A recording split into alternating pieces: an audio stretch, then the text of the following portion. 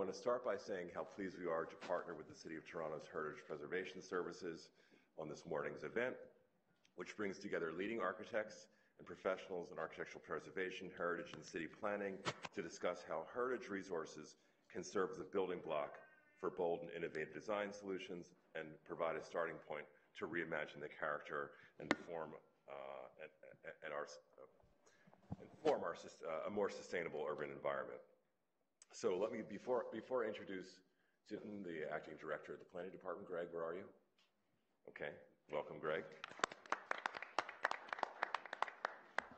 I want to thank Tamara Anson-Cartwright, who helped organize this for the planning department, and Mary Macdonald, who will be speaking on the panel. Today's speakers, let me start with, we're starting from the farthest out, in a sense, to the closest in. Let me start with Susan Macdonald, who's joining us from the Getty Institute in Los Angeles, where she serves as head of field projects for the Conservation Institute that's part of the Getty. So welcome, Susan. Second, Katherine Faulkner, who was the founding principal of NADA, who together with Nader Tirani helped design or organize the team that designed this building, along with Michael McClelland, actually, an ERA who worked on the heritage portion of this project, who's sitting next to Katie. And Michael is the founding principal of ERA Architects and worked with NADA on the preservation, was the preservation architects. They were the preservation architects for this building. How many of you are graduates of this faculty? Because I know Michael is.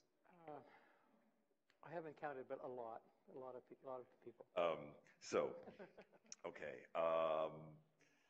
Then we'll go on. Patricia McCarney, who's professor of political science and director of the Global Cities Institute at the Daniels faculty, also a jointly appointed member of our faculty.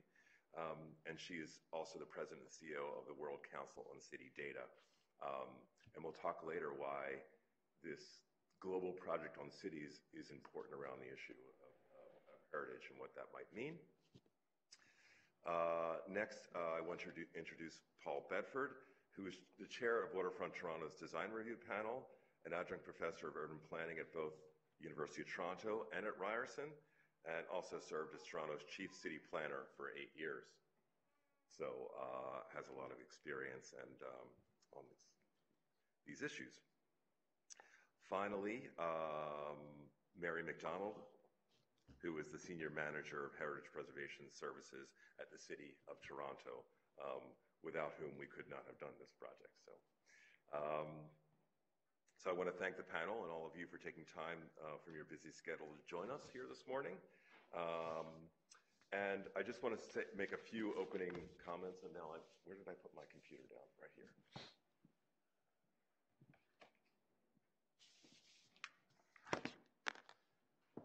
So I imagine there's some people in the audience who are quite familiar with maybe the history of preservation in cities, or preservation as an idea, and some that aren't. For those of you who are not, and for the students that are in the audience, I want to insist that the idea of preservation and the idea of heritage is both difficult and controversial, and itself has a history which is not as long as we think, at least in the North American or sort of Western context. And by that I mean that we may take for granted the idea that there are heritage and preservation departments in cities, and that there is a profession to get dedicated to this. But there was a time, probably starting before a half century ago, when that was not so common. When, let's say, well, let me start with a general principle that with modernity and with the acceleration of the transformations we've seen in society under various political and technological changes, we have seen the built environment in particular transform at a pace and at a level that was unprecedented in history, certainly starting in the 18th and 19th century.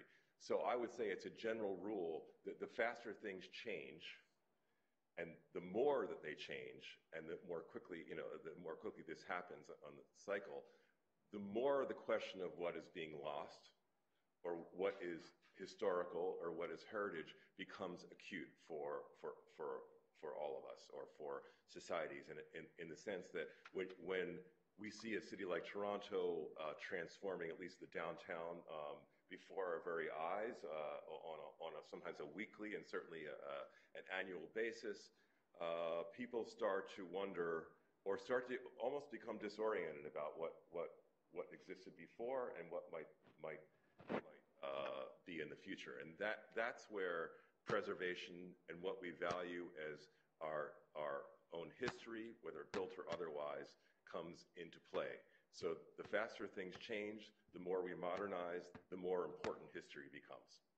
I think that's a principle that we sometimes don't realize. And all of the explosion in popular culture in particular around issues of, let's say, nostalgia, or even the pining for things that are 25 years old or 10 years old, or really is a part of this phenomenon of rapid change. So our relationship to history and heritage is related to that. So I'm going to read a small introduction from a small piece I wrote a number of years ago around what I call the relationship between history and heritage, because I think they're two different things, and I would like to broadly open up the discussion around this theme. So the emergence of the term heritage to describe the selective preservation, reconstruction, or sometimes refabrication of artifacts from the past is itself an historical phenomenon. As the scholar David Lowenthal has pointed out, modern conceptions of heritage are no longer circumscribed by family acts of inheritance and tradition, but as I've mentioned, are part of popular culture. So when we refer to our own heritage, we talk about what we inherited maybe from our family, but this has become a much wider, more open cultural process. So paradoxically, in the United States, or in North America, the more popular notion of heritage is based on the material culture of what has been the domain of what was sometimes called traditional heritage. And that started out in house museums for notable individuals, in period rooms highlighting furnishings, and in restoration villages offering what was referred to, again, starting really not that long, less than 100 years ago as, well, this is a term actually from the post-war period, living history. So history, in turn, has become more hermetic. History, let's say the study of history, especially in the university context, has maybe become more hermetic, and self-conscious about the questioning received ideas, ranging from writings on the invention of tradition, because people do invent traditions, and we see that with the phenomenon of, let's say, fake news, to the museum installations, which are, in a way, popular, based on popular stories, even let's say on the East Coast. Who's the writer that you read when you're a kid growing up here? Anne of Green Gables. You can go and visit her house, right? I missed it. You missed that? Yeah. So in society, I would say, and I'm going to end here, in societies aspiring towards democracy, especially those like ours whose populations are ethnically diverse and are characterized by high rates of immigration, the oscillation between contention and consensus around which aspects of the past are shared can be reformulated as a distinction between history and heritage. History making begins by opening the past to scrutiny. Heritage, as scholars like Lowenthal have noted, makes the past familiar and consumable. So I want to start with that provocation and turn it over to people who would know a lot more about this than I do. So with that, Susan. Oh, thank you, Richard, and thank you very much for having me here in this lovely city. My name's Susan McDonald. I'm an architect and planner, and I originally hail from Australia. That's where I did my training as an architect. But I've been remarkably fortunate in my career to have lived in a number of great cities. I've lived in London, I've lived in Rome, and I live in Los Angeles now. and my work has taken me to many other places. And you'll note that there isn't a picture of Toronto on this screen because I only got here yesterday. So I only know a little bit about your city, although I've been reading with interest what's been going on here for a long while, and I know about the work that Michael's been doing with the Towers project and the work that the City Council's been doing with their heritage areas. I mean, I think I would say that I've learned a lot from these experiences of living and working in different places. And the most obvious one is that each place has its own very specific character and quality that comes from its historic environment and the layers of activities that have created particular lifestyles that are shaped by the built environment, but also by cultural traditions, and in a response to these two things and the circumstances of their cultural and social, the fabric of the place. And I think traditionally, this idea of place and historic environment has actually often been very strongly associated with people's identity. And as Richard was just saying, as we now move into increasingly urbanized cities from around the world, and we've got mass migration from other countries and also from rural to urban environments, that idea of how people relate to that historic environment and the new social context that we're creating is quite different, and that's a really interesting circumstance that we find ourselves in.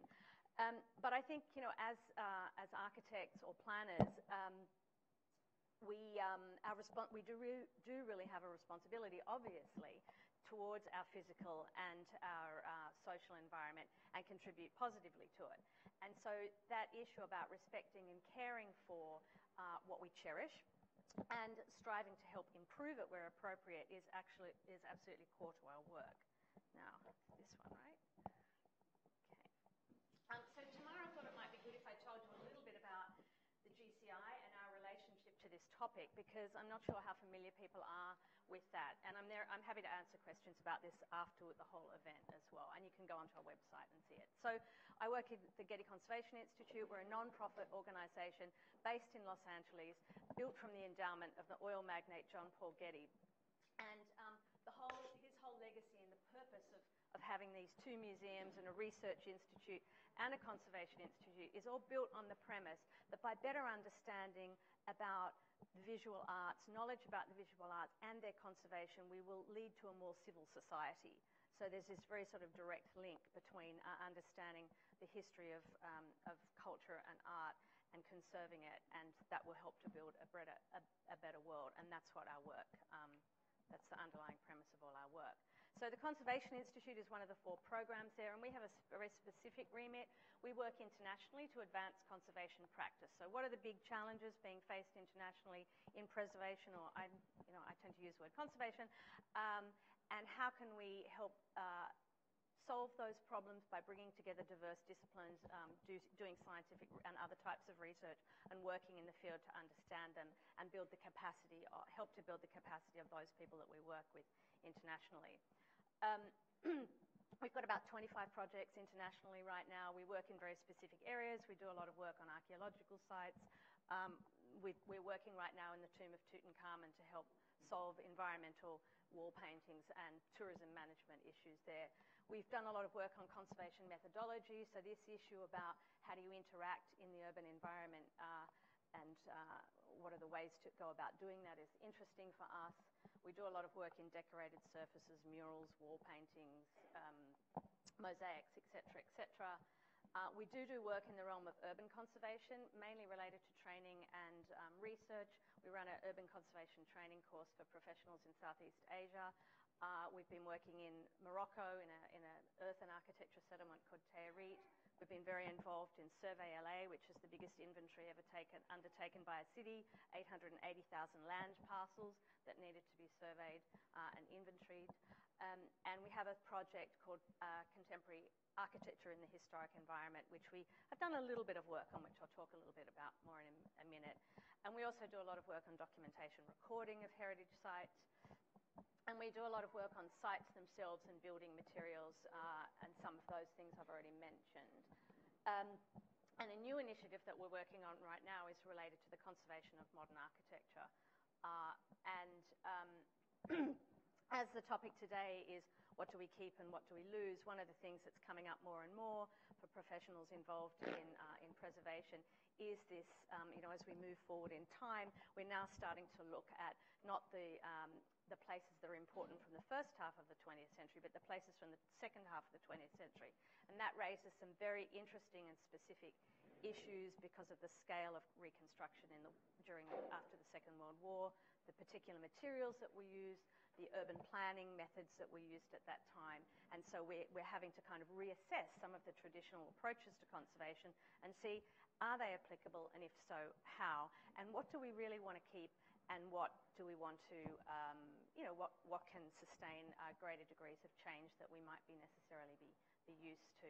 And we've been working on 2 projects of our own, the Eames House, the house of Ray and Charles Eames, one of the case study houses, a house that is still run as a foundation by the family and has issues to do with the collections, the landscape and the architecture. But, when we started to work with them, they'd been very careful stewards of the house, but they hadn't really thought about it using the same methodology that we might have as conservation practitioners. And so we started looking at the values, what was important about it.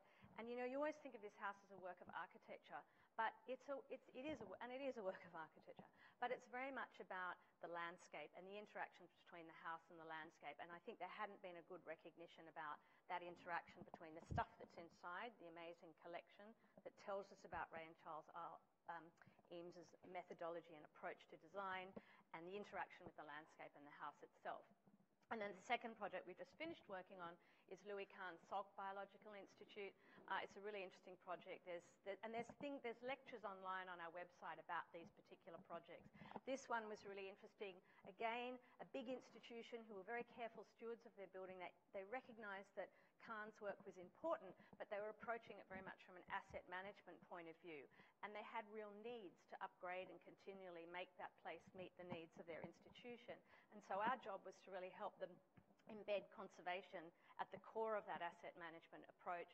And we ended up doing a very large project about the teak window wall system, which started with replacing 100% of it and ended up keeping 75% of it. And on Friday night, we just won 2 awards from the California Preservation Foundation based on that particular work, and showing how conservation can contribute not just to good stewardship, more retaining authenticity, but also actually managing some of the issues to do with environmental issues. This was old growth teak. You throw out 100%, like hundreds and hundreds of windows of old growth teak that you can't get anymore, and you replace it with plantation grown teak that is going to decay more quickly. Preservation is a much better approach.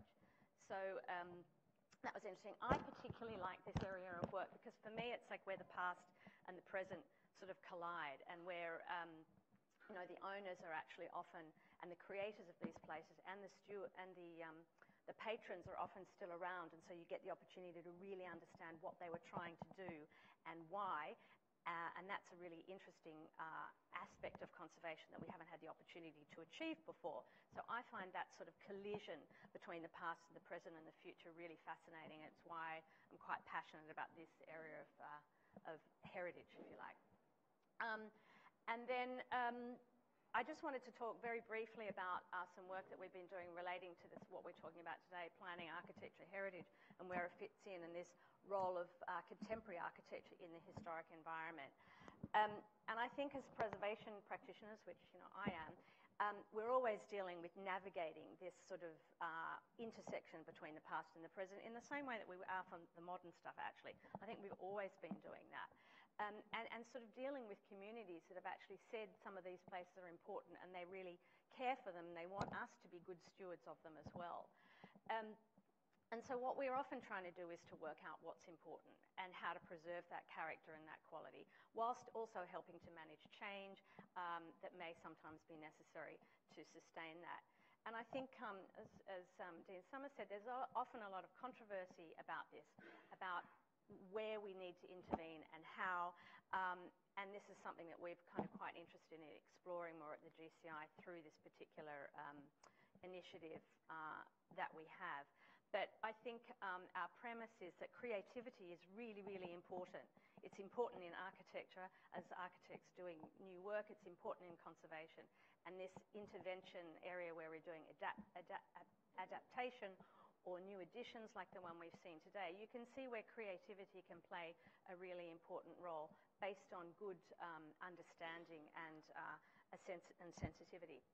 So in 2013, we convened a group of eminent architects that had very, very different approaches to the views on the topic and to show us some of their work. And we finished with a debate at the end of the day that was moderated by Paul Goldberger, which is seen here on my right, the critic. And then we had Raphael Moneo, Denise Scott-Brown, Jürgen Meyerhoff, Thomas Beebe, and Sir Richard Rogers with us talking about this particular subject. And they had a lot of different views, and there was a kind of interesting little spat between Denise Scott-Brown and Lord Rogers, which was kind of, she'd had a bit of a rest, so she was pretty fiery. He was a little bit tired at that point of the day, but it was quite interesting. But what was really interesting, the thing that they all agreed about was that the quality of the response to the historic environment was key. There are lots of different approaches. You know, Denise Scott-Brown's approach is much more traditionalist, that shows a continuum of architectural traditions in her work, her use of materials and forms. Some of the others were, like Richard Rogers has always been much more distinct in his approach, and someone like Raphael Moneo was sort of sitting somewhere in the middle. But where we all tend to agree is this issue of quality of response. And we all want the same thing. We want a quality built environment. We want to be good stewards and pass on a good urban environment to future generations. I think the other thing that came out of this was that successful, and I think that those of us that have worked in government and had to navigate that development kind of context often, I mean, I think we would all say that successful designers recognise that working within the historic context doesn't have to be a constraint, that it can actually be an opportunity where the whole can be greater than the sum of the parts themselves. And so where a contemporary building can add actually a rich new layer and actually play a role in creating the heritage of the future. So I think that was something that I've always thought was really important in my job as in a planning authority, and I think came out here and is a message that we're really anxious to kind of promote the work we're doing at the GCI. Okay, I just wanted to finish with a couple of quotes here to be a little bit, again, to contribute to this provocation. And I really like this one from Renzo Piano. If you have total freedom, then you're in trouble. It's much better when you have some obligation, some discipline, some rules. And he's talking about context here in working in the historic environment. And then perhaps a different approach is that of Rem Koolhaas. I believe that context is an incredibly overestimated word. It's very important for us to liberate ourselves from the notion of having respect for context as a kind of reflex of the automatism. We have to be more skeptical about context.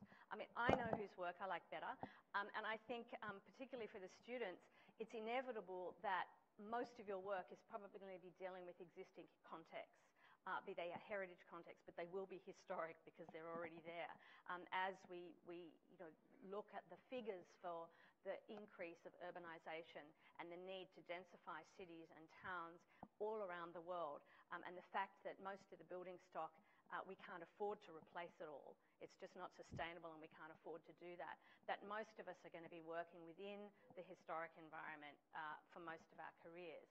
And so I think we have to sort of really think hard about how do we want to respond to that, which approach are we going to take, and how are we going to respond to those things that communities say that they find really important and hold dear to them. Okay. Great, thank you.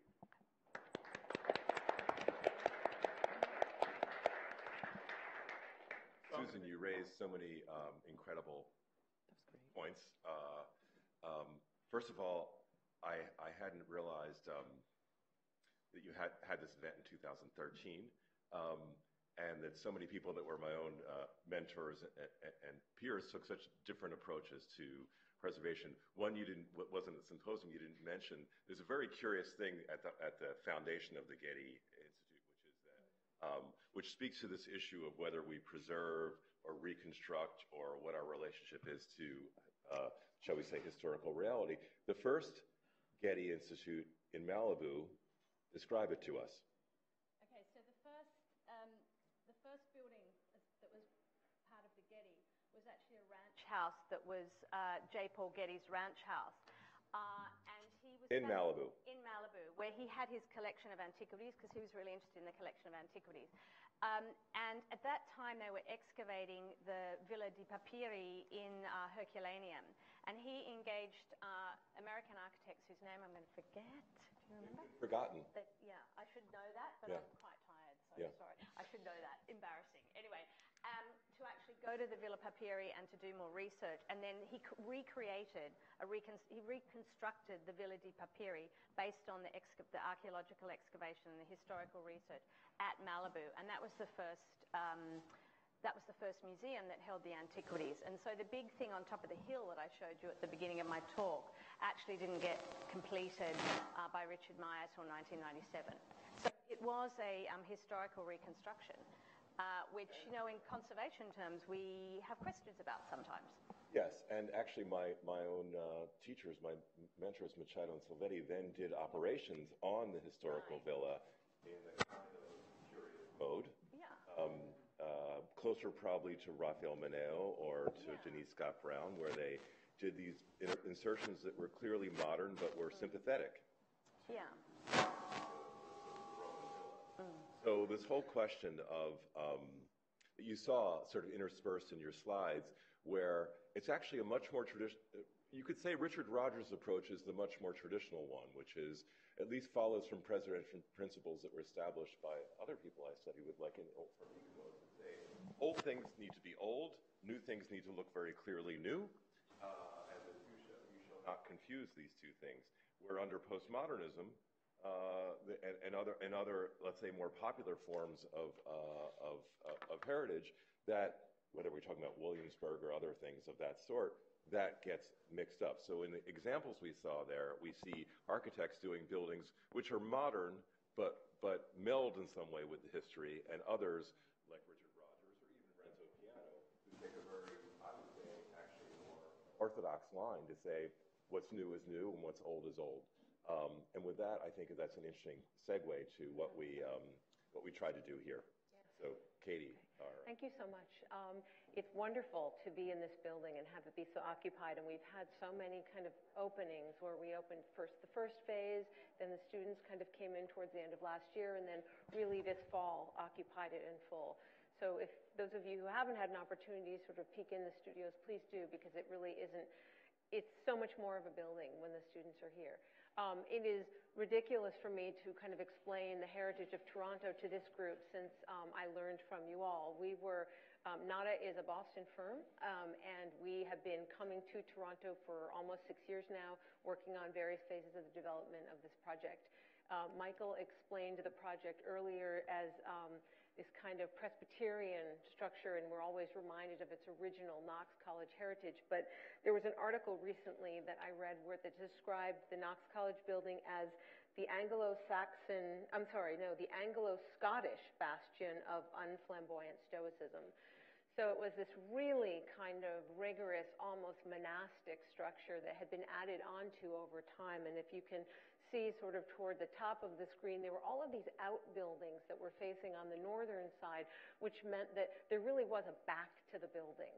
So really, while you would have the ceremonial, the traditional face facing down toward the lake, on the north there was really loading dock, a lot of parking, a lot of confusion, and the other tricky thing, recycling. There was recycling. The other tricky thing was actually how to get into the site, whether you were a pedestrian or whether you were coming in a vehicle. It was kind of a mind-bending, frightening exercise to think about how you might cross that street. Michael and Andrew, who are both here today from ERA, uncovered some wonderful drawings and photographs as we began to think about what it was in this building that needed to be preserved. Somebody joked earlier about how it was easier to work with the city, it was easier to work with Mary and her team than it was with the actual university, and that could not be, it might have been you, that could not be more true. And the reason being is that here is this building that had had decades of deferred maintenance, and a university that has lots and lots of buildings and a system in place to upgrade those.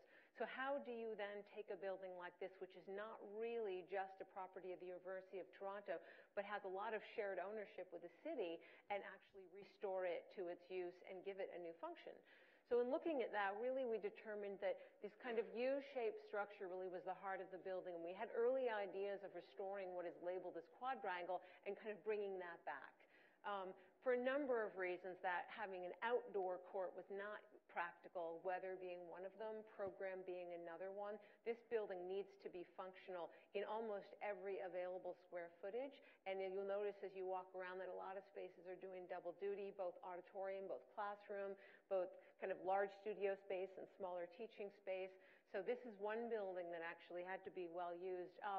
One of the areas of preservation that we potentially spent the longest amount of time was what we called the kitchen wing. And you can see that where it's labeled kitchen. That was a later addition, but did have some significance. So we spent a lot of time working with Mary, working with the city, kind of trying to figure out how to do justice to those pieces of the building that were important and potentially take pieces away from it that came later that would be less important.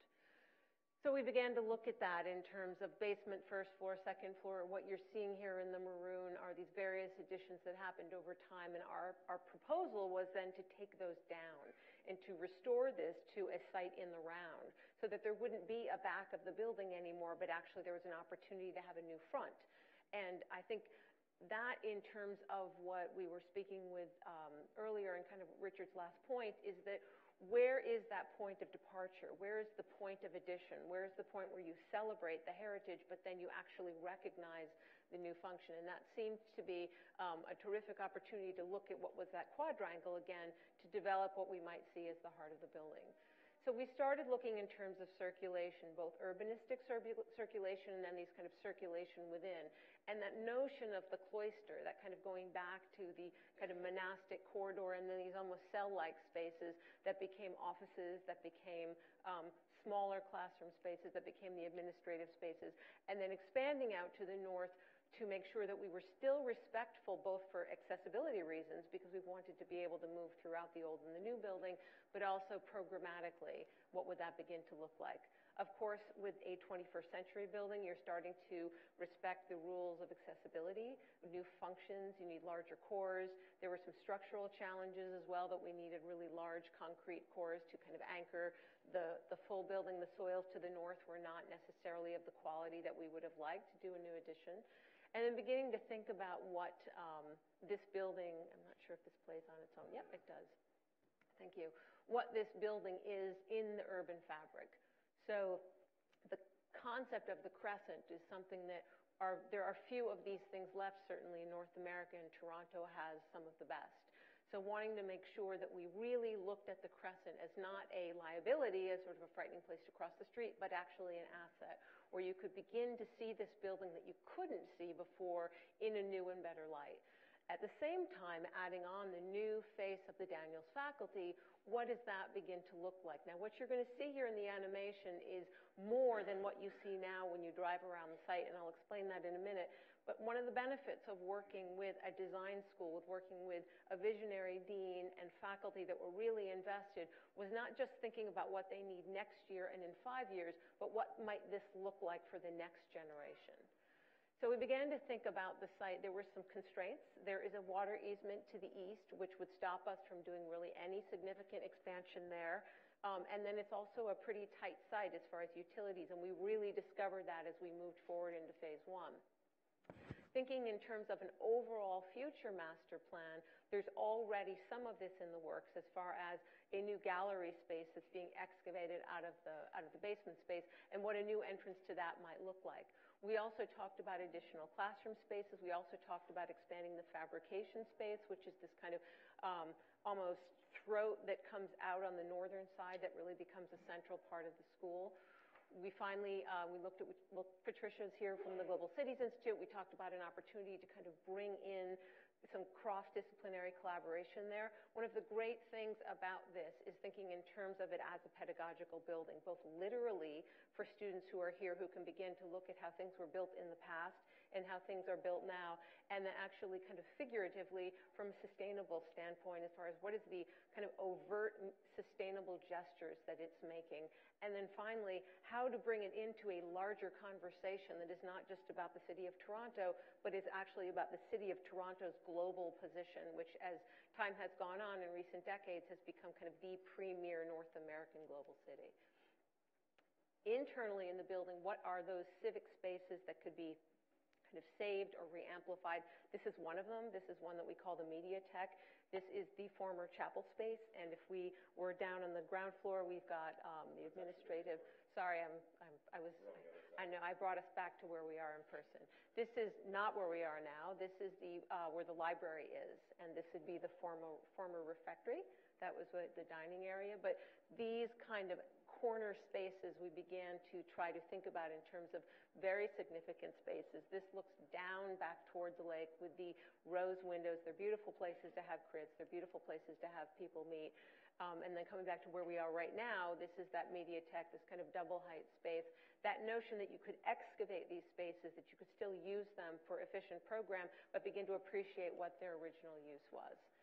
Having this biaxial symmetry is a wonderful thing when you have a site in the round, and it began to give us a lot of thought of how to actually add on to it.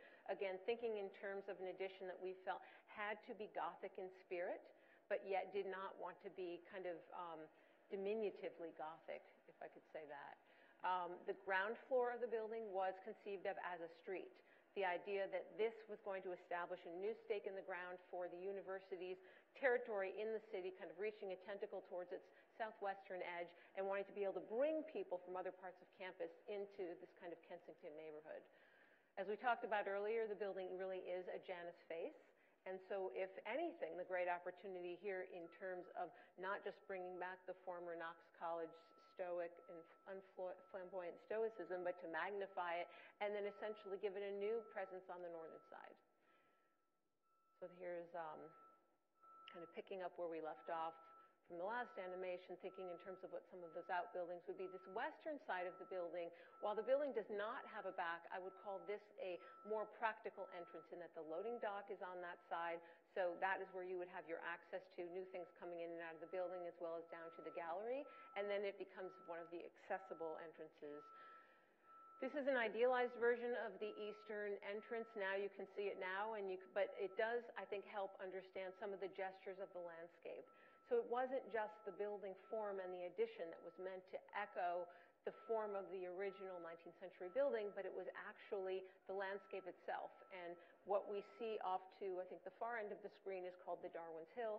Public Work is a Toronto landscape firm that's been a real pleasure to collaborate with them, and I think they very quickly kind of got the muse for this, understanding that really going back to sort of Gothic gestures, what might that be as far as these indoor-outdoor classroom spaces that would at once be both beautiful and civic and at the same time be instructive. So I don't know if this is going to move across. This is what we call how we imagined the street.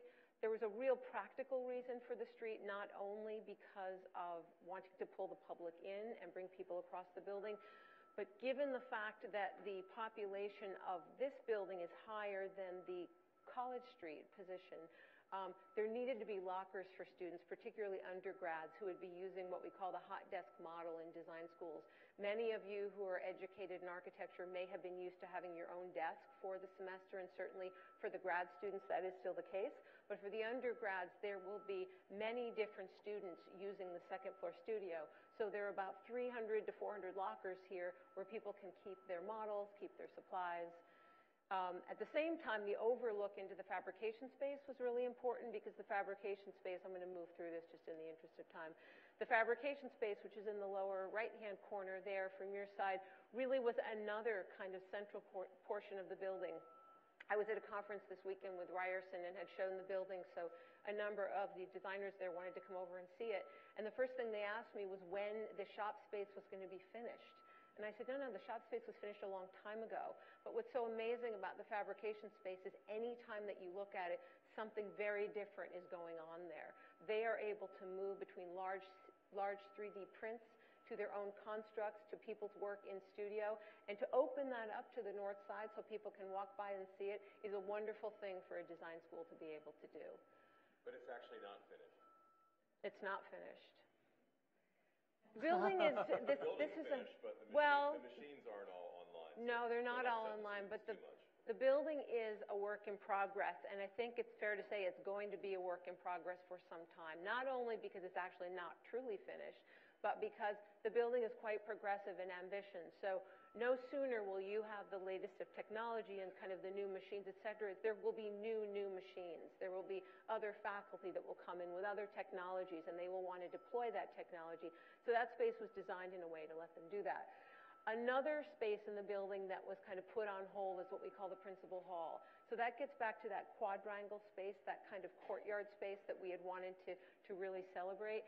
This space was meant to be seen by all parts of the building, both in phase one, the heritage component. There is going to be a future overlook, not finished, but eventual, from a graduate student lounge to the actual studio space where there can be crits where you can look straight into the space. The vision for it is very much Dean Sommer's vision, and it was really exciting to be part of this collaboration because I can't think of another space that does this. It looks at color and form in a way that is really first inspired by the Israeli sculptor and kind of kinetic painter Yaakov Agam, but I think takes that to yet another level that really celebrates architecture's ability to visualize and to begin to experience spaces in different ways before they're actually built. So this rendering is the intent, to be able to sit in this space and overlook the activity that's happening in the principal hall. But even more so, there's that notion that the principal hall itself has movement and color, and it is at its most practical level, it's 3 classrooms. There are 2 divisible acoustic walls that will come across that space. That was very much a necessity of program in order for this building to accommodate this school. Those 3 classrooms need to be online with the registrar, but at the same time, it can open up to be great civic space, not only for the school, but actually, I would argue, for the campus. The impetus for this, or kind of some of the inspiration, was some work that we had also done. This has gone on longer, actually, than this project, if you can believe it, which is essentially just a wall that we're doing in Austin, which just finished. I won't go into the reasons why that took so long, other than to say that it began to get us thinking that when a budget is tight and when you are doing something for the public, the power that color has to actually suggest movement and dynamism is something that we wanted to spend some time looking at. As I mentioned, this is the same space, configured in a variety of ways, in terms of a very large assembly space, 3 smaller spaces, or some combination therein. And then, of course, what we imagine that it will look like, and for those of you who were able to peek your head in when we walked around earlier, they have already begun to mock up. This is a combination of stained Baltic birch and painted MDF with some kind of various plays in color, so that as you move around the space, it begins to unfold in different ways, almost in a holographic way.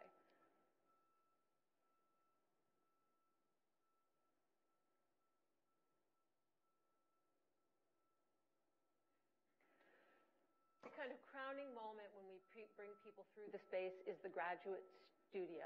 I think this is something that we spent a great deal of time. I'm going to move quickly through this because I feel like we're running long on time. But just to get back to that studio space, we joked a little bit earlier about the difficulty of working with a large university when you are just one building of many properties they have. There was a time when it seemed that the ceiling that we hoped for that space, that white ceiling that is so uplifting, was on the chopping block for value engineering. Because of its unusual form, it appeared to be quite expensive. It appeared it would need special formwork. It appeared that it would need special structure. So it was put on the table that maybe we should expose it, which in any other situation I would have thought was fabulous, because we're a pedagogical building and of course we want to be instructive, but this was not designed to be that ceiling. That ceiling was designed in such a way as to actually celebrate, to kind of be that final moment that brought natural light kind of in conversation with Gothic form and structure. So as you see it going up now, what it really is it's just a very straightforward system of light-gauged metal construction. They are not curved. They are not preformed. When it appeared we were going to lose this, we decided that we would build a full-scale mock-up in our own shop with our own limited skill set to demonstrate to the estimator that this was nothing different than the same light-gauge walls that you see everywhere else. And that was really something that we could bring back to the university to say, this is not special, this is not a premium thing. We've spent a lot of time making this in a way that any normal trade that's doing drywall should be able to build this, and fortunately we were able to keep it. So this, as you see now, is pretty close to what you would see if you're able to poke your head in. I'm going to also move through this. I do want to highlight the diagram on the right. The notion of sustainability was so important to this faculty, not even so much as to be recognized with LEED, medal, or award, but actually to be able to say that we are an overtly sustainable school on a campus. So to be able to think in terms of stormwater management, using natural ventilation that windows can actually open, being able to say we're going to be a little bit warmer than we might normally be, no pun intended, because it's a little toasty in here today, but they really looked hard at how much air conditioning did they have to give up if they wanted to kind of base their comfort on natural circulation. So we did a lot of studies on this, and we really began to look at the challenges of putting an old building, which cannot be brought up to the same standards as a new building for reasons of kind of natural infiltration that have to happen with a brick wall, but then also have a very high performance envelope coming next to it. Taking advantage of the fact that we're on a transportation line, taking advantage of the fact that we're within a culture where a lot of people bike and walk, and really trying to build all of those things in so that the ultimate building would stand as symbol and representation for who this faculty is now and who they see themselves evolving into. We ultimately did not go with these kind of underfloor distribution. We went with something that's even more radical, which is active surfaces. So for the most part, about half of the concrete slabs in this building supply both the heating and the cooling in the newer project. We did not get that built into the ceiling, which was an ambition, but we did get that for the first floor and the second floor. That is quite unusual. We did that with a technology called voided slab construction. There are these large plastic orbs that are precast into the slabs that make them much lighter and that also enable us to kind of feed in some PEX tubing that will run warm or cool fluid during the season, depending on the ambition. The entire site strategy that we worked on with public work and also the civil engineer was all designed to make sure that we didn't need irrigation, that the water that came to this piece of the campus stayed on this piece of the campus and wouldn't overwhelm the municipal storm system. Again, moving through kind of where we are today. Very, very exciting to see that the envelope is being finished, the tactile panels that are going on the fins. It doesn't look like it does now because you're seeing a kind of a movement. If we get back to that principal hall, that idea that form itself can begin to suggest movement, and those fins are going on today and are actually supposed to be done this week. So that's quite exciting. And I think that's it.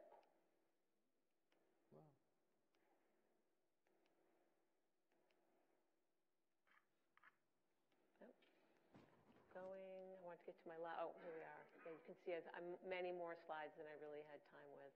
So please do, if you haven't, take a time to walk through the building. It is generally pretty accessible. The library is one of my favorites, and I think it's fitting to close on this slide. My partner, Nader Tirani, and Dean Sommer worked so hard to make this happen, and I cannot tell you how many times the dean had to, kind of go to bat for the project, both from the heritage component to make sure that we got things like the windows that we needed, from the new construction to make sure that the ceiling that we really wanted to stay in the project. Without that kind of collaboration, this would be an extraordinarily different building. And so we're extremely pleased to be able to stand here today and talk with you about it, and thank you very much for having me.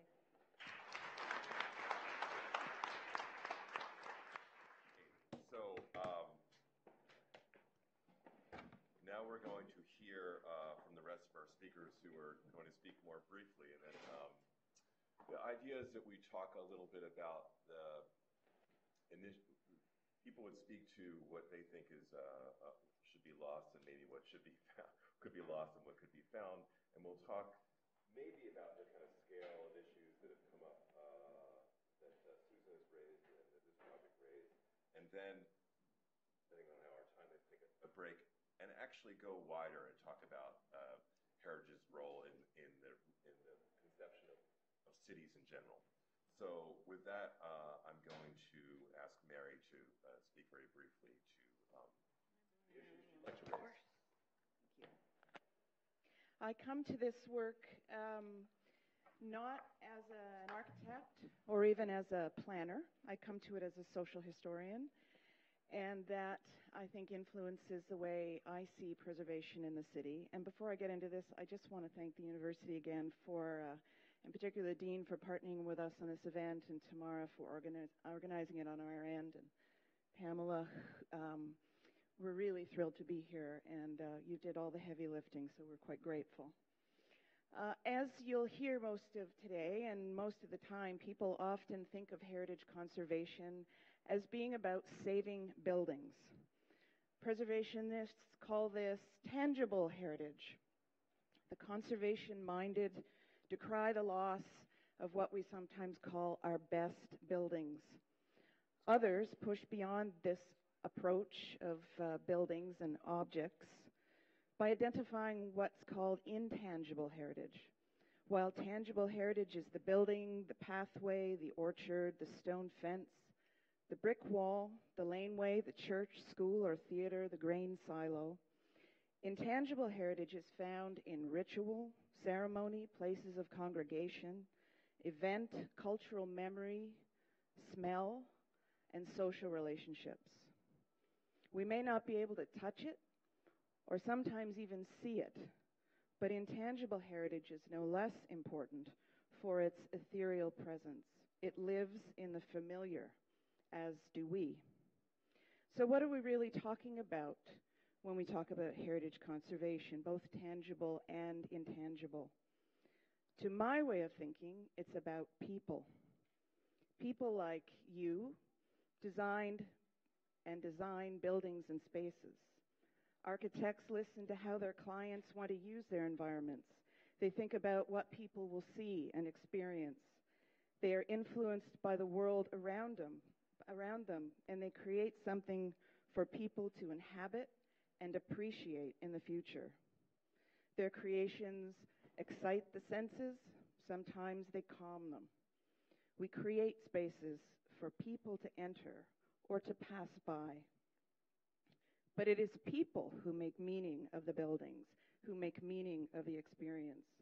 Inside and outside, where they live and work and play and pray, people bestow value on the animate and the inanimate. People know where remarkable things happened, where unremarkable things happened, where someone famous was born. They also know the corner store, the funeral home, the factory. While it is certainly true that some buildings and spaces are valued for their artistic merit, craft, or achievement within a design language or period, many of the places that people, I think probably in many cities, but certainly from what I see in this city, many of the places that people love are local. They're buildings and places that are part of their daily fabric. As someone whose job it is to seek out places of value and things that people value, and to find the right planning tool to conserve them, far too often I find myself listening to stories of loss, receiving phone calls or emails about feared loss, not the loss of a building, but the loss of someone's anchor, a place that embodies a personal memory or a collective memory. Communities create collective memories, and our buildings tell those stories. And people of all cultural backgrounds, ethnicities, classes, social groups, their stories are embodied in the buildings that are around us. In a place like Toronto, where unprecedented growth brings relentless change, people are acutely aware now that they can turn the corner and find an empty lot instead of the handsome red brick bank that they walked by for decades. These sudden losses are bewildering, disorienting. They make people feel lost. People literally do not recognize the world around them, and they find the experience alienating. That is why I think, and I believe, that it's so important to integrate, to evolve, to understand what exists now, to respect the hidden and the not-so-hidden meaning of place before you add your creation to the pageant. As a city, we are relatively young, but in our short life, we have already lost dozens of villages on our maps. We have blended 6 boroughs into a single municipality, not to mention the early displacement of indigenous peoples from their traditional settlements, their sacred spaces and places, their places where they found sustenance. But are all of these places really lost? I would say no. Weston, Mimico, Bobby Point, the Carrying Place Trail, Parkdale, Brockton Village, the Iroquois Shoreline, Girard Village, Davisville, Leaside, Todmorden Mills, Highland Creek, they're all still there, in part, if not sometimes in whole. But you have to look for them.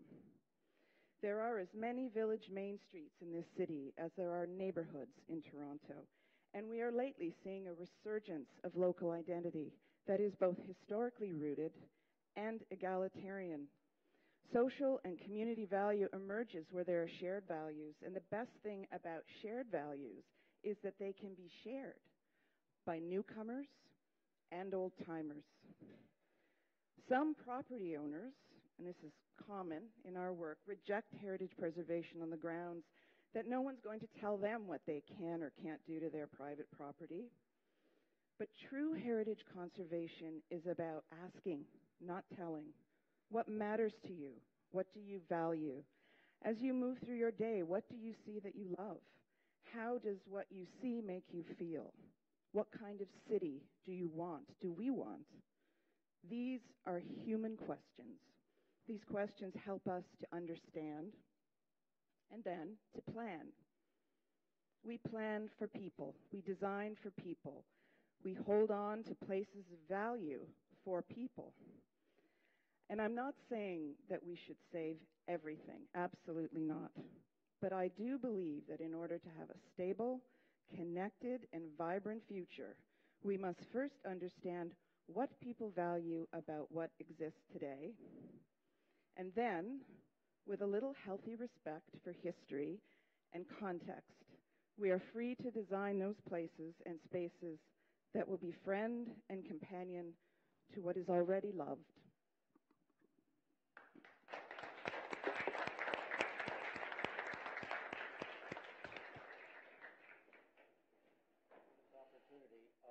I thought when I was invited to come here, I thought,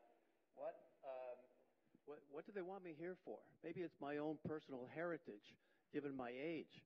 But the reality is, I thought a bit about reflecting back, and some of you know this story, but I joined the city in 1973, just 6 months after David Crombie got elected mayor. And I was thinking about that 45-plus year period, what's happened in terms of the things that Mary just said, in terms of how the values have shifted over time. We went through ups and downs, obviously. I remember one of the first things I looked at when I came to planning was the 1969 official plan, I think, that actually thought it was a great idea to get rid of all the retail commercial strips and make them into shopping plazas. And so those values, obviously, we've long since left those behind. So what I want to do today is, I'll be very brief, pick up on Mary's comments about what do we value. We obviously value buildings. We've got many examples. People, for sure. Places, streets. I'm going to give you an example of Wellington Street. Most of you know from Spadina over towards Victory Memorial Square. You know, very unique street, very wide, fabulous streetscape. Consistent scale of buildings along the north side, and there's an opportunity to really make something out of that. But we face, among other things, a lot of development pressure on Wellington, 3 or 4 different development applications that are going to change that if they get approved. Character, again, very consistent from Mary's comments. I would also add the streetcar, you know, the Red Rocket thing. There was a very near miss in the early 1970s when Toronto was going to get rid of all its streetcars because of the value discussion of the date, which was they're a pain in the ass. They hold up cars, you know, you can't pass them, all those kinds of arguments. What I find incredible is those arguments have come back recently in one of the councillors who asked for a study, an evaluation of the Queen streetcar when it was removed for rail reconstruction this past year and was replaced with buses. So those things sometimes just don't go away, and they're really important to stay on top of those. So where's this slide thing? So what I did was I went back in my own heritage, and I found some images that I took in 1971. So I want to share these. Hope we can get them. Where's the first one? And these are no particular order, but this is in the category of buildings that were found or saved and buildings that were lost. Wait a minute. What happened? Go back. Huh? All right, we'll start with this one. Everybody knows where this is, but you probably don't know those buildings there. Those are the old Eaton's warehouses that existed on Bay Street. And ironically, today, they may have a hell of a lot of value, you know, as office space, as loft conversion, all those kinds of things. That building in the foreground, ironically, was called the Ford Hotel. I don't think it had anything to do with the Ford family, but there were a lot of notorious activities took place in that building, that's for sure. But, you know, I put that up there because if they had been kept, what would the use of those buildings be today? So I just want you to think of these different options. Next, that's obviously the front and Young, the Hockey Hall of Fame. Obviously kept, put to good use. But I remember when the big fight about that, saving that building, was it worth saving? And then the question was, well, what kind of use would go in there? Would it be a restaurant? Would it be whatever, right? And it took time to find the right use that could make that building a success and make it work. Everybody knows that. Yorkville, you know, in the 1960s, basically. You know, that's where the Hazelton Hotel is now. And, you know, you can argue both sides of this. That was a unique place, a unique character, a unique feeling about people, about music, about all kinds of things. Should people have fought harder to keep that character in Yorkville? Open question. Obviously, it's lost. And here's the last one I just found, the Gooderman Wirtz building, you know, on Jarvis in front, before it got cleaned. You know, thank God it was saved. It's very unique. It's got fabulous history, and you can't quite see it. You can certainly see the vintage of the cars there in the 1960s. But behind where Berksey Square Park is, it was just redone by Claude Cormier. That was a municipal asphalt parking lot. That was not always a park. And, you know, so I think these little examples kind of illustrate some important things to consider as we move forward here. I also want to mention a lot of buildings that obviously were, I'll put them in the found category. Believe it or not, Old City Hall and Union Station were really threatened to be demolished. And part of the values of those days was that, yeah, but they're old. You know, we wanted to keep this. And there was a proposal. I still have the old newspaper from the Toronto Telegram where the old City Hall was going to be demolished for the Eaton Center. Like insanity, right, today, and Union Station. But those were serious discussions and serious debates. So some of the factors that go into these kinds of considerations, I think, are obviously architecture, the history, the evaluation, the merits of the building, all these things. But clearly finding new uses for old buildings is really important. Jane Jacobs' famous observation. And I think public pressure is really important. The Union Station Old City Hall fight was really saved by enormous public pressure and changing the politics of the day. And this is even long before even Mayor Crombie, of course, got elected. This is 1960s. So some examples that I think, I'll have another category here called near misses. And, you know, I put Union Station Old City Hall in there, but also Masonic Hall at Yonge and Davenport in Church was threatened to be demolished till it found a new use and has been very successfully restored. I think I got one more image on here, if I'm right. Yeah, Old York Square. You know this one. Yorkville and Avenue Road. This is, I was talking to Kathy Naismith there earlier. This is an open-ended question mark. The OMB hearing has been held. There's a major development proposal on this, and I believe a portion of the facade might get saved. Who knows? But it's an open-ended question. So how do we avoid more near misses in the future? And I think that if you haven't seen them, these boards that I think Mary and the city planning staff brought are really helpful to bring those points out. Yes, you list buildings, you designate buildings, you use all the tools of the Heritage Act and all those things. Heritage Conservation Districts, you see the map there behind Michael. A lot of the downtown is now covered by those.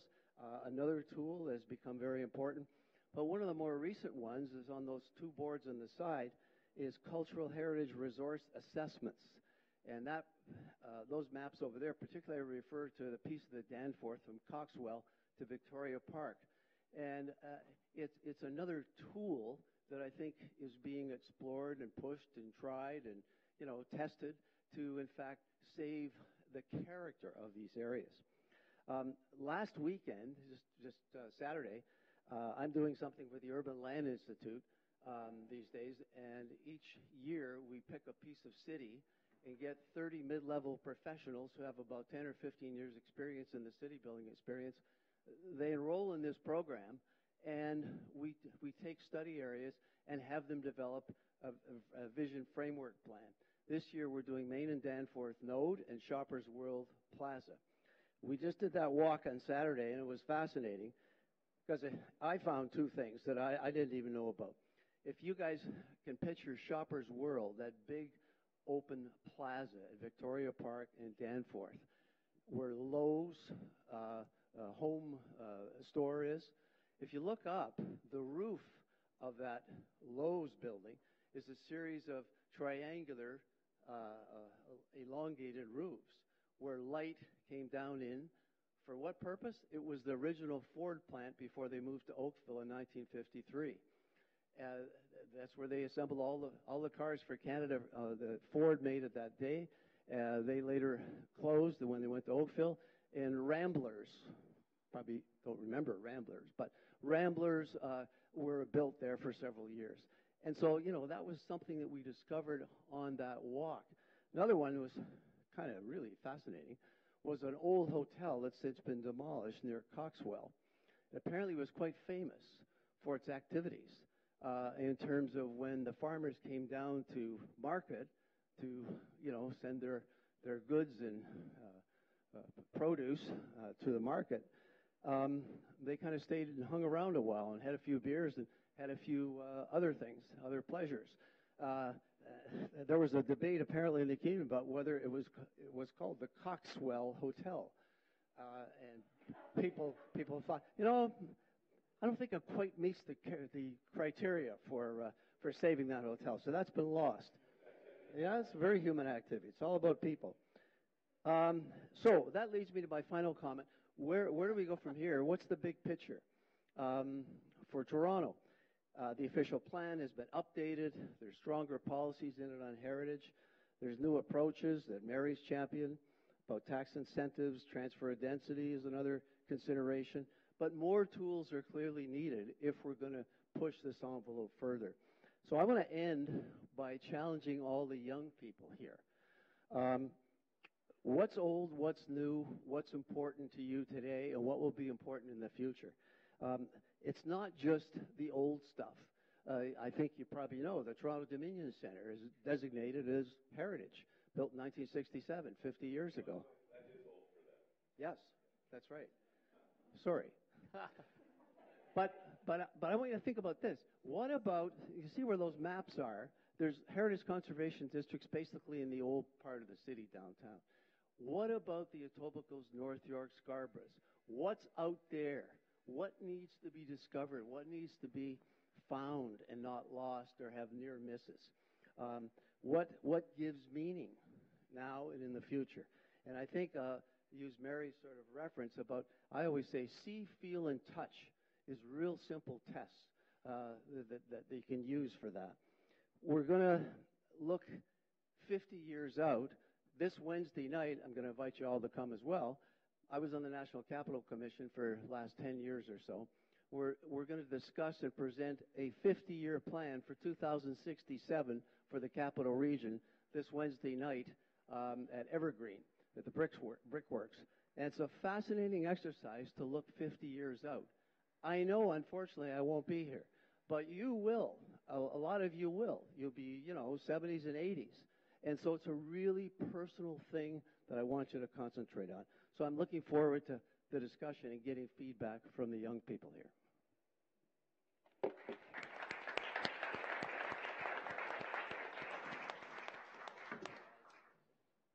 Okay, thank you, Paul. I just want to, before I transition to Patricia, say that it is remarkable when we think about how actually 50 years ago it was a fairly common thing to tear these historic buildings down, because there was an ethos and a mindset was really constructed around the idea of obsolescence, right?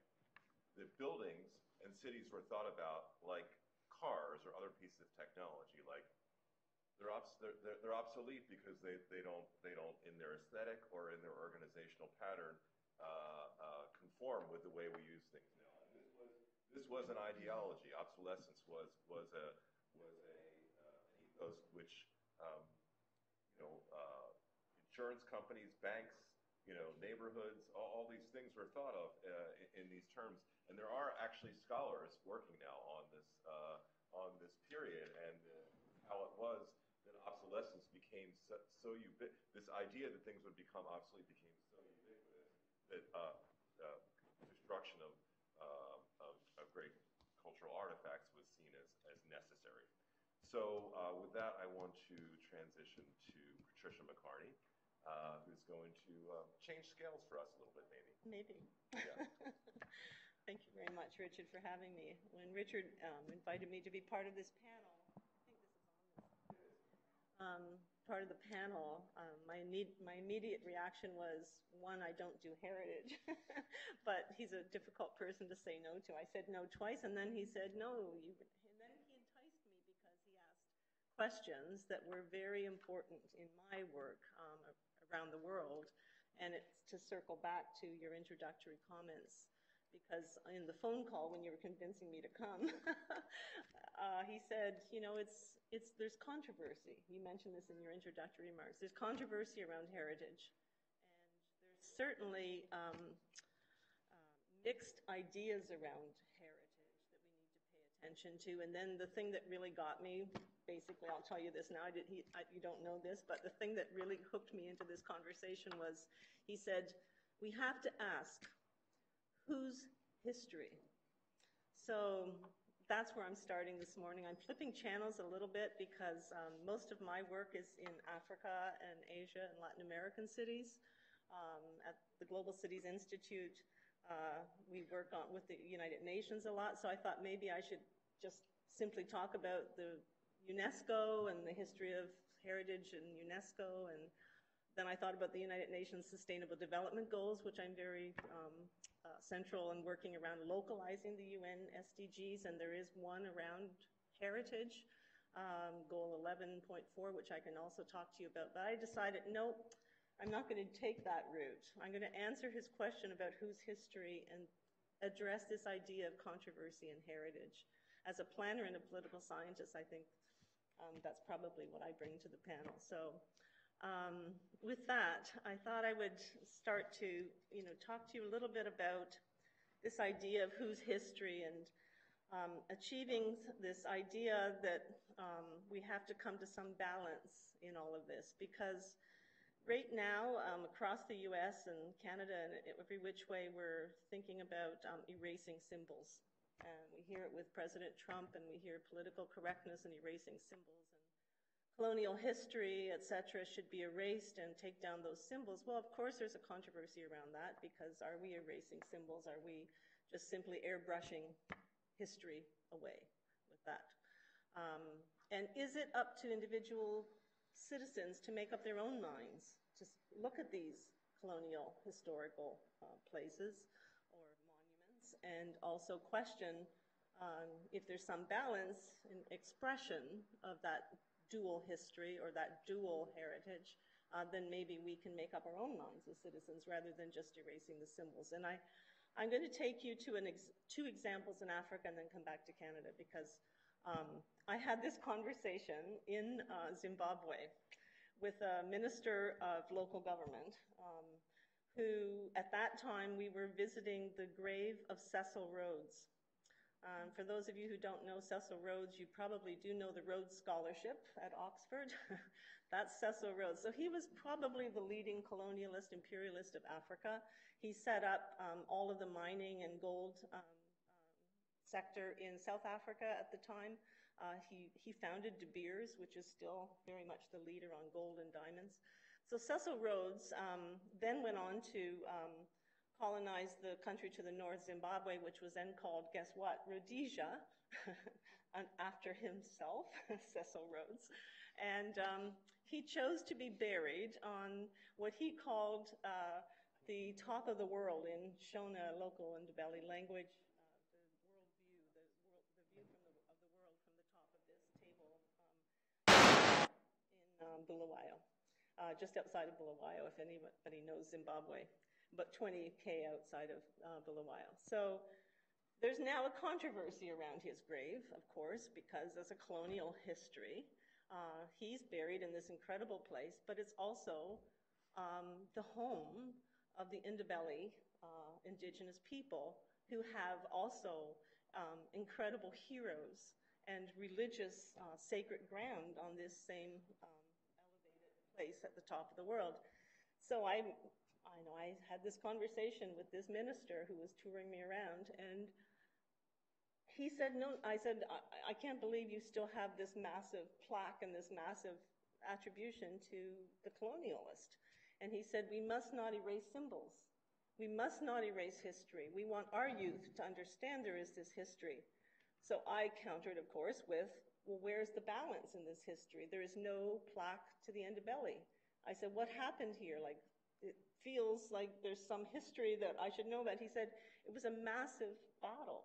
It was a slaughter of the British and the Ndebele on the top of this mountain. And there was no plaque. There was no monument. There was no reference or expression of that history.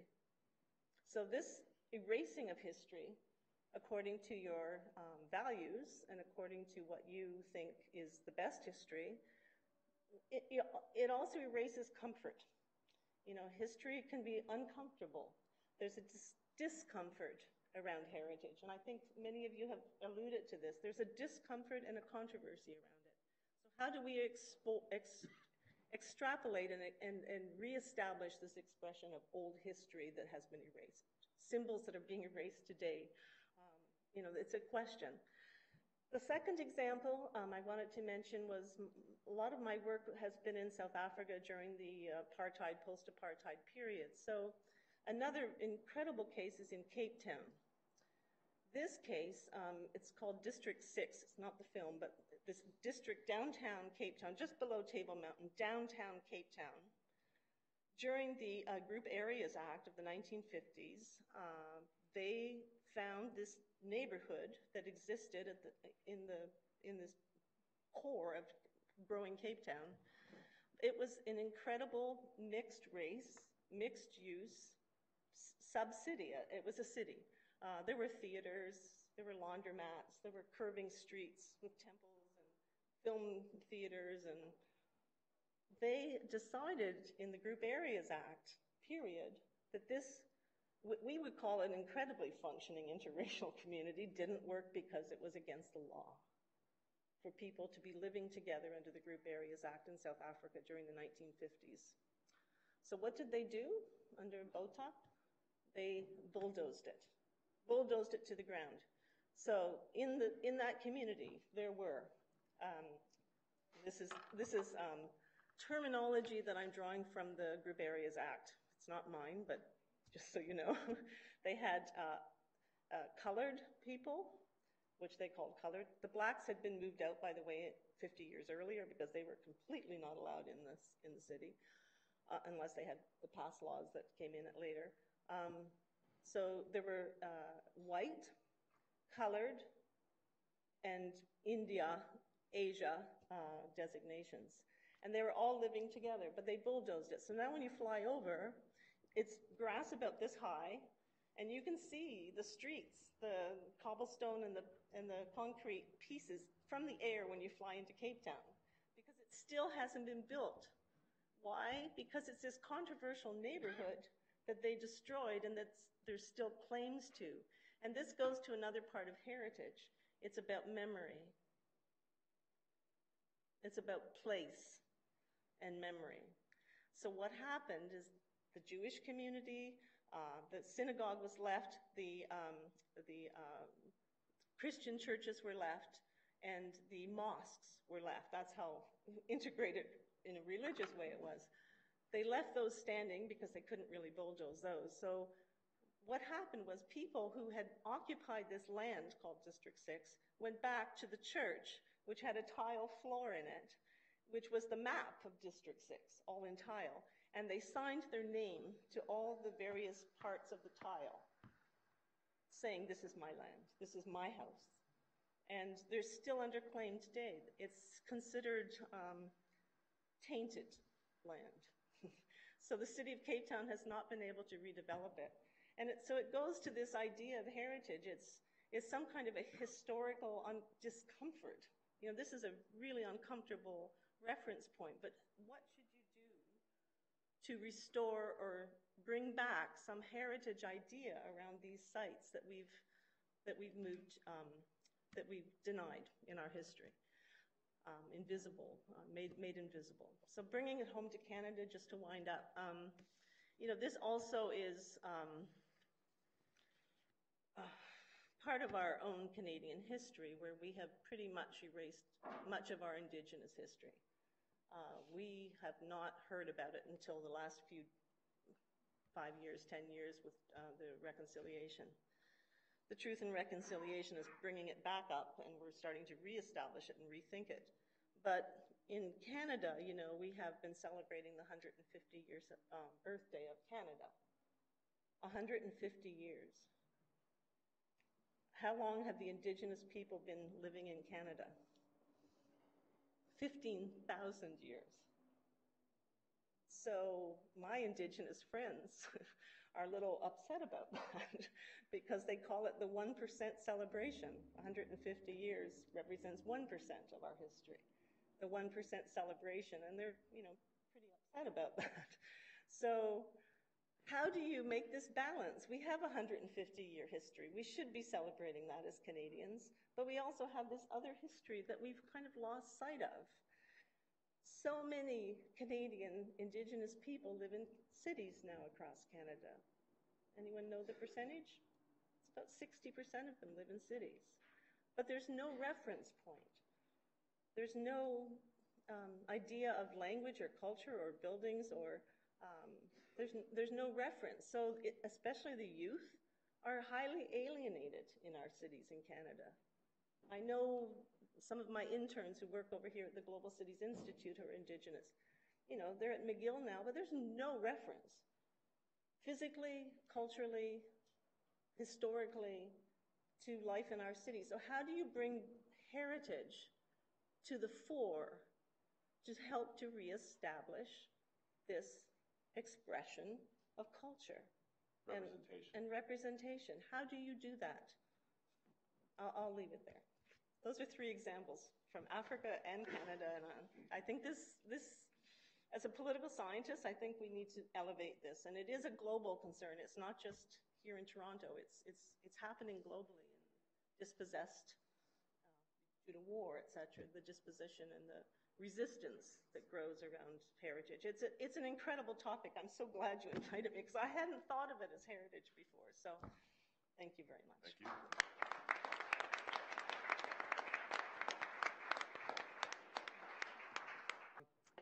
I'm going to keep this short. I've got about 5 slides. And I just wanted to throw 5 things out there as ideas, just as part of the discussion. So this is a quote from Graham Fairclough, who used to be with British Heritage, English Heritage. New heritage suggests that instead of finding the best, calling it heritage and fighting to keep it, we should look with open eyes at all that exists around us, accept that at some level it is all heritage, and then decide how best to use it for social and future values. This might involve traditional preservation, but it might not. This is the current kind of state of heritage conservation now globally. The head of ICOMOS called it a paradigm shift, that in fact we're moving away from protection of individual monuments to looking at our whole environment as having a heritage potential to it. And the studies that we've been doing recently, you look at the character of an area. The other aspect of this is that anything you talk about, somebody's going to say, that's my heritage. So actually, Susan is on the forefront of protecting modern heritage. She's talking about post-war heritage as being important. And you go to conferences and you say, we're interested in post-war heritage. And people are going, no, that's not heritage. I'd look at this building and think, well, the old building's heritage, but is the new building heritage? And how long is it going to take for us to recognize that? So there's a really dramatic shift in the way people are talking about heritage conservation. It's become quite broad, and you can talk to people about things that might be called them nostalgia, but before you know it, they start to fill in the gaps. And that's actually been always the way heritage has grown up. It used to protect ancient monuments, then it used to protect Georgian monuments, then it used to protect Victorian monuments. And it would keep going until now we're looking at the current and contemporary environment we live in as having some heritage potential. So we just finished this project. I'm really proud of this. Andrew and I worked on this project. And this is the Broadview Hotel. And the idea about individual monuments and the fact that you actually work with them in a certain way, and it's all respected that this is what you do. And I'm really pleased with this project. It was in really, really rough shape.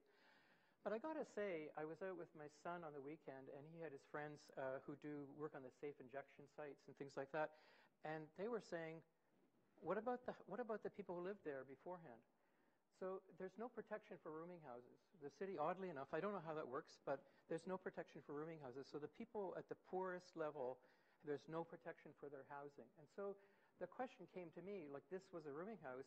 What did you do with those people? How did you make that work? I think we tried to do it as reasonably as we could, but I could see 10 years from now people saying, what about rooming house history?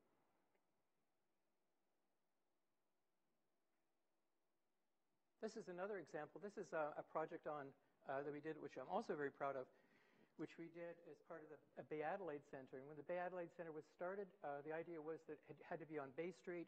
There shouldn't be anything on Yonge Street. They put all the mechanical units on Yonge Street. They figured Yonge Street didn't matter. It didn't count. It wasn't important. We had to do some significant juggling around of things. And this slide talks about the idea about innovation and architecture. So we created a ghost facade to fill in the piece that's hiding all the mechanical units on Yonge Street. So we actually had a sophisticated street front. It's a bit based on Rachel Whiteread, but it's also, there's other precedents as well. But the idea that you may actually have to do things with heritage, and you may have to allow them to be reinterpreted a bit, and it needs some help from everyone to kind of consider that those are the things you might need to do with heritage buildings. Then this is a book by Doug Saunders, just came out. It's actually a really fantastic book. It's a really good history of Canada. It's called Maximize Canada. And he's saying the minimizing impulse has less to do with, has led to a less vibrant cultural life, an exodus of talented musicians, actors, architects, and writers, and more environmental problems resulting from less efficient cities. And he talks about minimizing and maximizing, and he's big for maximizing because he thinks Toronto and Canada needs more people living in it. So you have to figure out which side of history are you on the minimizing side or the maximizing side. And I think all of our decisions about how our cities grow and all our decisions about how we deal with things like heritage conservation and gentrification and all these other pieces all need to fit into this equation. So in looking at how we deal with heritage conservation, I'd really impress that it needs to be something that's heavily coordinated with other planning objectives of the city and the planning objectives of the country. And then this is my last slide. I'm trying to do this really quick because I thought we were going to have a conversation. So this is my last slide. This is one of the tower neighborhoods in the outer suburbs. And I've always been impressed. We started working on this about 10 years ago, and our interest was as heritage conservation people were really interested in the history of the suburbs. We're always looking at the downtown. We actually wanted to look at the suburbs. And we wanted to understand and evaluate and appreciate the character of the areas that are there. So they're actually excellent examples of 1970s planning, 1960s. They're really well done. They're what kept us away from sprawl for years, and we need to kind of reinvest in the ideas from the 70s, heritage planning. Some of the buildings are interesting, some of them not so interesting. We need to kind of address that.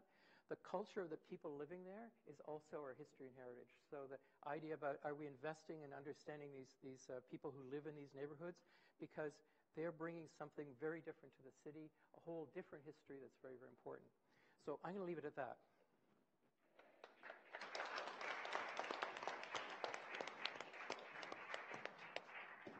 We're doing more about it. We have some time left for a conversation, and I'm going to try and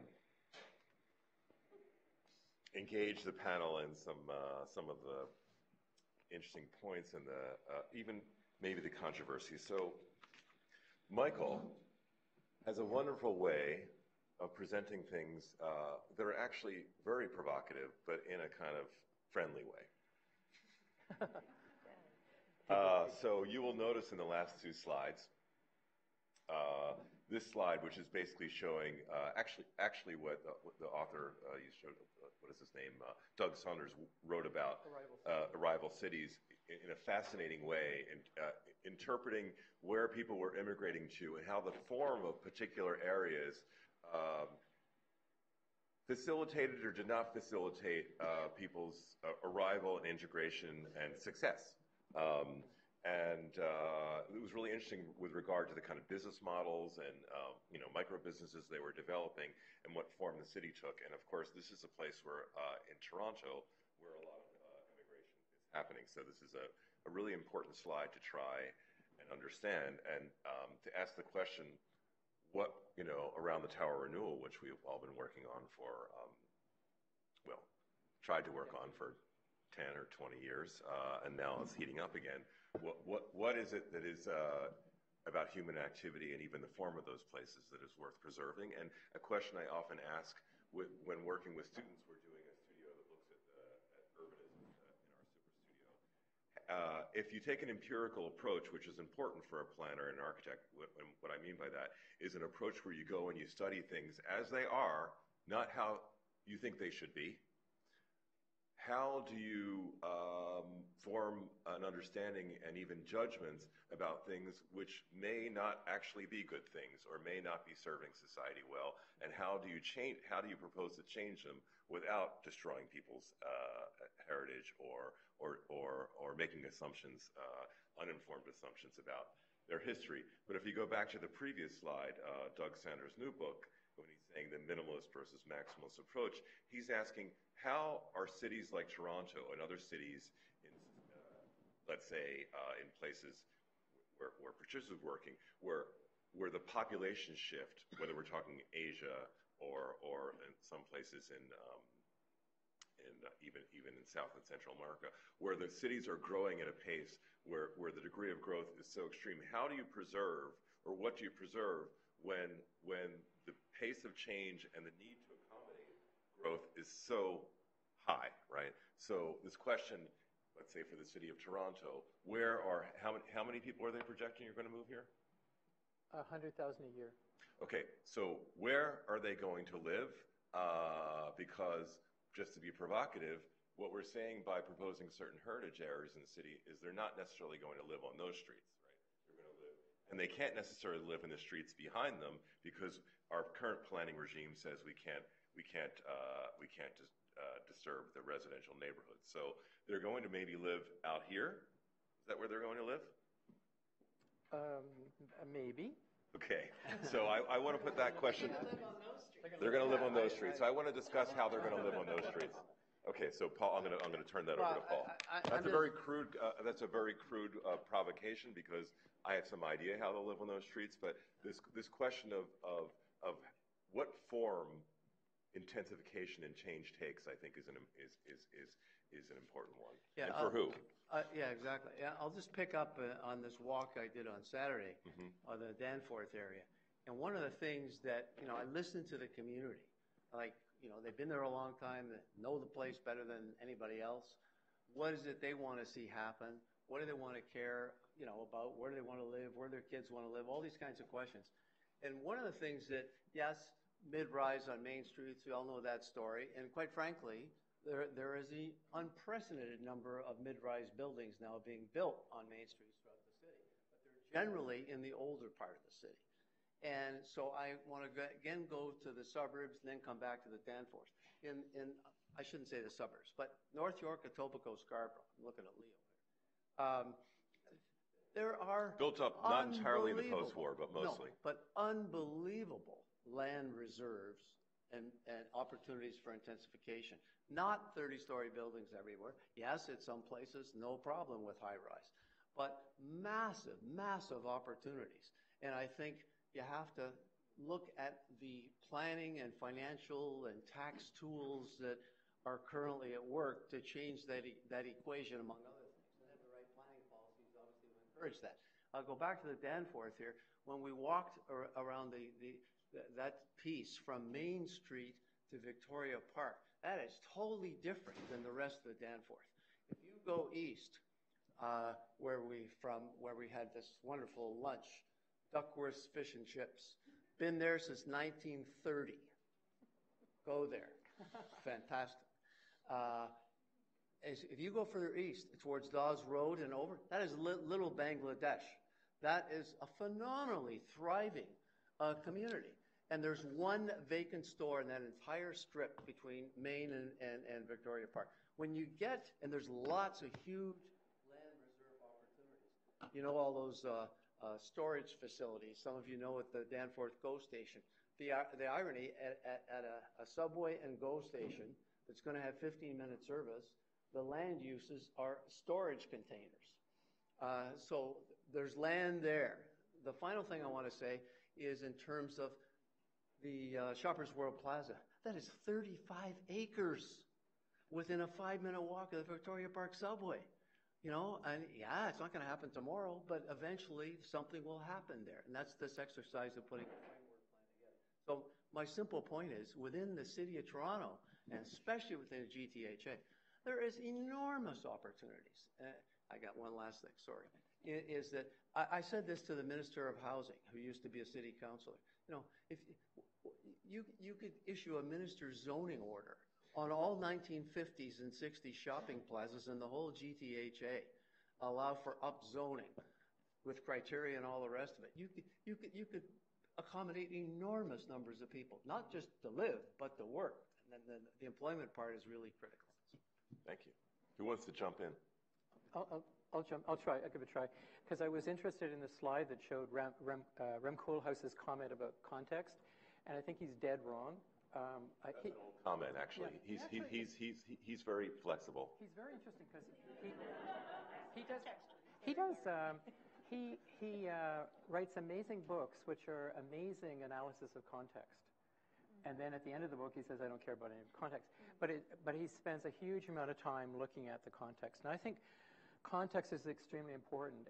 And if you, as an architect, if you're working on a heritage building, the first rule of working with a heritage building is to understand it as much as possible. So you research it, like this building, you researched it, what was it used for, how did it work, what were the drawings like, what additions were made when. You try to understand it as fully as possible before you make any changes. And then you make the changes based on what current needs there are and how the design is going to work and how the design might respond to the things you understand. So you try as hard as possible to understand the context of a building. I think in the city process, it's the same thing. I think understanding context and so understanding character areas and those sorts of things are really important. But we also need to have a nimbleness about dealing with context so that we don't say, this is the context now, it must always be like this. Because that's history shown that never works. This never works. We have to show a way that we understand the context as much as possible and then talk about new things that come forward. And it's kind of planning activity. New things that come forward, how do those address current concerns, current ideas, how to like Paul's idea is brilliant about using the shopping malls for housing. Like that's a really cool idea. You want to understand it a bit better. You want to understand what happens with the shopping mall. There are also people out there, Paul, who want to preserve strip retail. So there's all kinds of concerns, but to try and understand those concerns as much as possible, develop a strong contextual argument, then I think you're able to go forward from a planning perspective and really talk about what might be the good thing to do. I wanted to pick up on that this is working a little bit, but also relate it back to what Patricia and Mary were talking about. Because I think one of the shifts that we have had in preservation, as you were saying, Richard, has been to be better cognizant of the other types of values that there are beyond the built form, beyond the, it's a 1920s example of blah, blah, blah. And, we've got better ways, now we talk about historic urban landscapes instead of districts and those kind of things. And I think the rise of tools like cultural mapping have actually been quite interesting to be able to capture, what are the use, if you take a particular district, it might be about use as being a really important value. As Mary was saying, it might be about a particular cultural activity or practice that happens. It might be about the relationships between different sort of places that are really important. And so we've sort of got these new concepts of the cultural, historic urban landscape. We've got this thing, cultural mapping. I think what we haven't quite got done very well yet is taking those sort of tools and then meshing them with the traditional tools that we use with heritage. Like, we're going to do a survey and we've got 10 Victorian buildings and we've got, the streets are this wide and that sort of thing, and putting those together, because some of those intangible values are transient and some of them are long-term, and sometimes they're affected by changes in population. And, we've talked a lot about migration and different types of communities inhabiting places and responding to those physical environments in a different way. So, we've got our cultural mapping, we've got our traditional inventory tools, but then what do we do with that in terms of placemaking and managing the change that goes forward? And I think that's where that question about what do we keep and what do we save and what do we do with it is actually hitting the road right now, and where we sort of need to be working out more how we deal with that. From an outsider's point of view, I find the Toronto Towers project really, really fascinating, because it seems to be trying to grapple with that issue and recognise that, sometimes the planning's important, might have provided an opportunity for communities to change and evolve. Sometimes the buildings are important, so let's deal with that. Sometimes it's about the social activities. And so I think those sorts of ideas and models are really interesting and really important. But, of course, there's also, you don't want to throw the baby out with the bathwater. So how do we, take what we've learned from traditional kind of preservation and incorporate it in that? And I don't really know what the answers for that are, but I know we've been doing a bit of work in Southeast Asia lately as well, and that issue of cultural mapping is very, very important, and those values are equally important, particularly they're post-colonial cities. So, the Victorian building, I don't know, not so much, but in fact, they come together at a certain point, and both things work together to become important, and that affects how you preserve it. And I just feel like that's sort of where we're struggling a little bit right now. You probably know this, but this struggle with values and heritage is not new. There's a philosopher who wrote about it 100 years ago, Alois Riel. He wrote this amazing article called The Modern Cult of Monuments. And he talked about these different values. Use value, something he called age value, which is a very romantic notion that things that actually register their age have value because of the aura they have, and that if you over conserve them or take away the palimpsest of time, that you're undermining their age value. There was artistic value, which was one of the hardest and most bound to kind of a society's values, and he went on to kind of lay this out as a problem at the heart of the modern project. And so the interesting question for the towers, which bring to light this problems of what we value, that I think relate to something that I thought I found to be most fascinating about how the towers came to be to begin with, which is there were people involved in planning them who brought these ideas from other places. So there was this gentleman, Blumenfeld, who was a German, sort of a planner, not really, sort of trained as a planner, was involved in the Bauhaus. Then he went to Soviet Russia and was, because he was a socialist, and helped work on these planned cities, which is Moscow is another place that has towers on its periphery. Then he had to leave because he was a Jew, and then he went to work in my hometown, Philadelphia, with Edmund Bacon, one of the great mid-century urbanists, where he worked on the planning there, and then he had to leave because of McCarthy, and he came here. And when he came here, he worked with others to kind of institute this very modern idea of building these towers on the periphery. And now we have that as an inheritance, if you will, but it was built for a society and for an idea which is no longer the idea of society that we have. So there's a lot missing in terms of what we would have to have for a thriving society in those places. Yeah. Can I say my interest started with these neighborhoods. I was reading Pierre Bourdieu, who is a sociologist who talks about taste and class and value. And you never get it right because your value is based on where you're coming from, and you don't understand other people's values necessarily. So it's a real struggle. And I was interested in I saw a TV show. Christopher Hume was interviewing a bunch of people, planners and other journalists, and he was asking, what part of the city do you hate the most? And they all hated Jane and Finch. And they went on and on. I thought, these are the people who are going to try to help this? These are the experts? So I thought there needed to be a shift up so we wrote a book called Concrete Toronto, which was a purposeful Pierre Bourdieu cultural production piece where we were able to introduce some new ideas and get people interested in them just to be provocative. And I think it's work to a degree, but it's how do you create value where everyone says there's no value? And it's how do you have other classes buy into that value set? And it's still very tricky. And I think all issues of value are continually evolving. So kids don't like to go to Mackenzie House. It's the mayor's first house, but that value doesn't ring true for kids in the school system these days. So there's a continual evolving of what's important, I think. Can I ask a question? Yeah. It's a good defense to ask a question instead of answering a really hard one. Thank you. So one of the things that strikes me in this conversation that has always perplexed me about urban planning, urban design, and heritage is that the pace of things seems to be speeding up so that the cycles of change are shorter and shorter, meaning that it just doesn't seem we have enough time to make all of these very important evaluations. And I am mindful of that as we talk about having dealt with this building and having dealt with this city and this group, which I think was incredibly streamlined.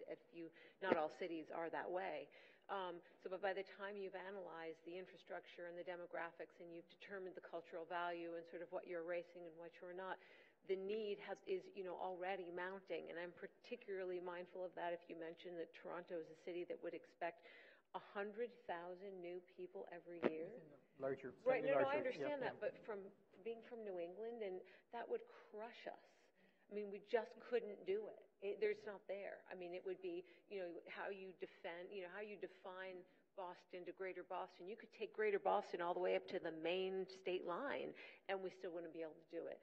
So I'm just curious, particularly from the people who work in the city, how do you expect to solve those problems in a timely way? Because it seems that it's more challenging every year.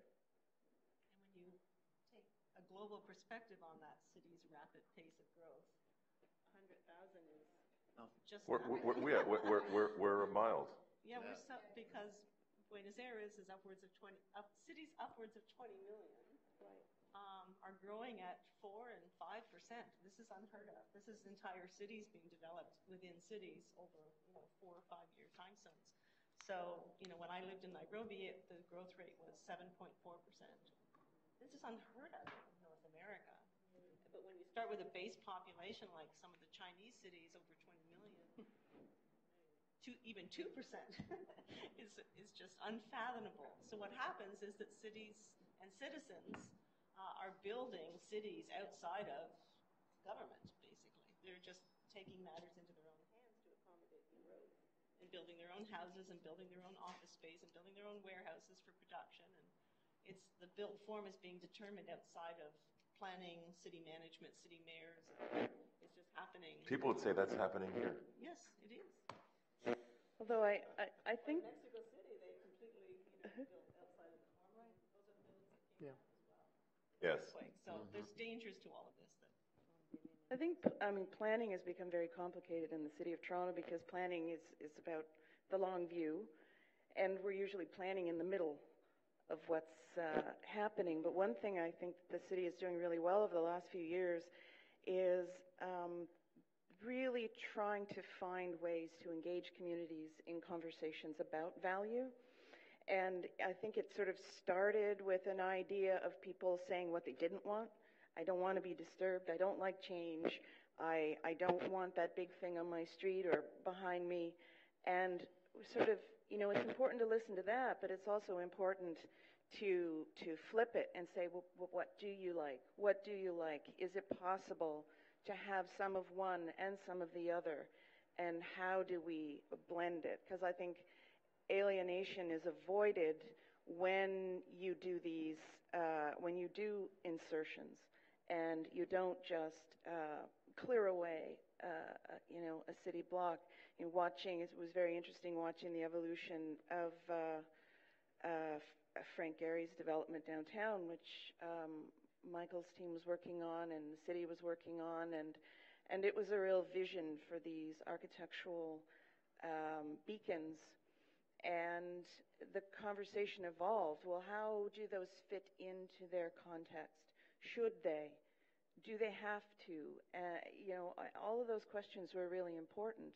And I think now the project team acknowledges that fitting in didn't mean sacrificing. It meant actually doubling the potential of the project and making it more successful for everybody. And I think that's the goal of the conservation work that we're doing now in this city, trying not to have it be either or. This building is what it is because it's both. And it looks forward and backward at the same time and with equal success, thanks to the sensitivity and excellence of the architectural firms that were working on it. And some gentle prodding from the city and guidance, good conversation. I don't know if anyone was at the APT conference last week and went to the keynote by Ed Masry, who's from Architecture 2030. It just goes back to your point. I just was looking at my notes. He said that urban population increase is going to be by 1.1 billion in the next 15 years, or 1.5 million per week. That's globally urban, into urban areas. And so in the next 40 years, exponential growth of cities is going to be equal to the last 6,000 years of urbanization. Now, that's a kind of really terrifying figure. And the implication, therefore, is, many cities, 100,000 a year is quite a lot. It might end up being more than that. But it really goes back to that incredible pressure on most urban areas. But the thing that he talked a lot about, which I thought was interesting, was the impact of the infrastructure and the need to address the infrastructure kind of almost first, whilst we need to think about built form and where we're going to put people, but the impact on our infrastructure and then the flow-on effect that has to the other built form of cities, which I thought was quite an interesting thing. And then, so we're going to just see this whole urban environments transform hugely. But so I think that in terms of planning for heritage and conservation and what people value, we need to almost be a lot more radical in some ways. Yeah. Planning, we have to. So I think but we need to also work really well together, because otherwise we are just going to end up in these really soulless places that have no reference point for anyone. I think that's an extremely important point around the nature and provision of infrastructure, because if you look at some of the most incredible cities around the world, historical cities, the thing that is really screwed up about them is, in the newer parts of those cities, is not necessarily the architecture, but it's actually the infrastructure and the way that they're laid out. And that's actually true about, frankly, that's the challenge in Toronto too. We know how to work with the historical downtown. We have main streets. In the organization of the waterfront and in these areas, newer areas that are, say, north of the city, where you have huge parcels and huge sort of what do you call the concession roads. The concession grids. How you domesticate that or how you subdivide it or how you intensify that is the challenge. And it's actually easier here in a concession grid than it is in many cities. And that is the thing that endures. That's what's so provocative about the example that Patricia gave of this area in Cape Town that they bulldozed. But you can go there and you can see the roads and you can see the layout of the area of the city. That endures, and that is typically what endures, which is the roads, the property patterns. And if we don't get those basic things right in the development of cities, we'll be well, we already are in big trouble. That's the inheritance we have from the post-war period of an infrastructure that was built in a very particular way that is very difficult now to retrofit. So I think that's a heritage that we and I agree in terms of growing and accommodating change. It's really to think about infrastructure as a design problem. If you take the statistics that you just put out there and realize that most of that growth, about 98% of that growth in those numbers, the millions of new urban dwellers worldwide, it's all happening in the global south. 98% of that is in Asia, Africa, and Latin America. And so not only is there an infrastructure challenge, there's no infrastructure. Right. Water, sanitation, wastewater, it's non-existent in many of the new growth areas. So the infrastructure challenge globally in cities, coupled with this massive built form that's outside of planners like all of us and designers, there's no handprint on that by formal planning. It's all informal. And then you have to retrofit the infrastructure after the fact, because by the time you get around to putting in the infrastructure, there's 2 million people living on that site. So you have to retrofit and bulldoze again to get people out so you can put the trunk sewers through. So it's an incredible challenge, and the rapidity of that growth of population and the infrastructure challenges in the cities I work in around the world are just unparalleled.